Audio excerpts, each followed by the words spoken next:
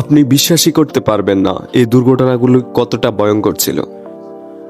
Number 2, 2011 সালে Matthew লো নামে এক স্টিল কারখানার কর্মী মাত্র 12 সেন্টিমিটার চওড়া একটি ছিদ্র দিয়ে মেশিনের ভিতরে চলে যায়। তখন কোনো সতর্কতা ছাড়াই মেশিন আবার চালু হয়ে যায়। মেশিনের আঘাতে তার পেলভিস চূর্ণ হয়ে যায়, মেরুদণ্ড ভেঙে যায় এবং পেটে ছিদ্র হয়ে যায়।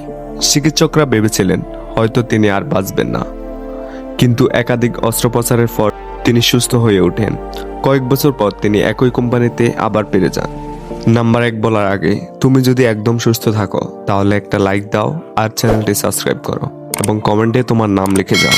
নাম্বার 1, 2024 সালে কাউমি নামে 30 বছর এক নারী কর্মী একটি দুগ্ধজাত পণ্যের কারখানায় দুধের প্যাকেট সাজাচ্ছিলেন।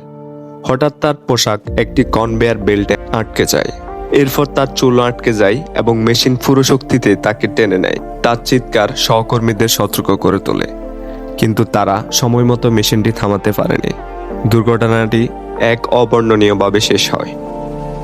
এই ভিডিওতে আমরা শিক্ষা নিতে পারি যে কোনো কাজ করার সময় আমাদের সবার সতর্ক থাকা উচিত, কাউকে যাতে ভবিষ্যতে এ ধরনের পরিস্থিতির সম্মুখীন হতে না হয়।